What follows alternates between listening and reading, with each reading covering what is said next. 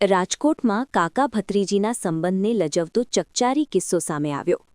14 વર્ષીય ભત્રીજી પર કૌટુંબિક કાકાએ 5 મહિના સુધી દુષ્કર્મ આચર્યાનો ઘટસ્ફોટ।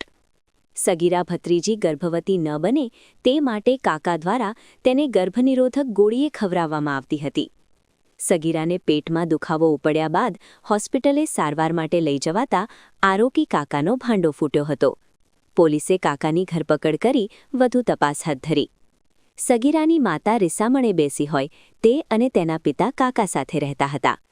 કાકા અને ભત્રીજી જ્યારે ઘર પર એકલા હોય ત્યારે તેનો લાભ ઉઠાવી કુકરમાં આચરતો હતો।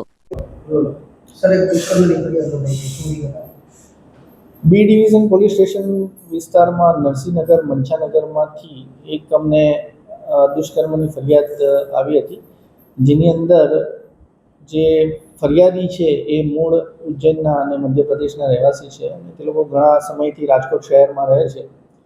તેમની દીકરી જેની ઉંમર 14 વર્ષની છે તેની સાથે દુષ્કર્મનો બનાવ બન્યો હતો અને આ જે બનાવ બન્યો છે એની અંદર એના કાકા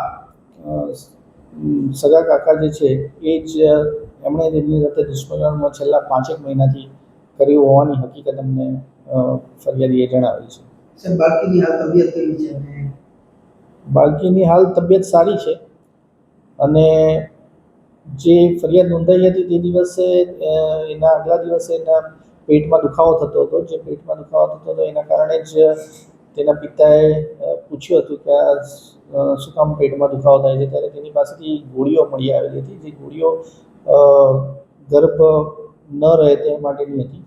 આ ગોળીઓ એના કાકા પોતાને આપતા હતા છેલ્લા થોડા સમયથી, એવી હકીકત એણે જાહેર કરેલી અને ત્યારબાદ વધુ પૂછપરછ કરતા દીકરીએ પોતે જાહેર કરેલું કે તેના કાકાએ આ રીતે એમની સાથે અવારનવાર સંપર્ક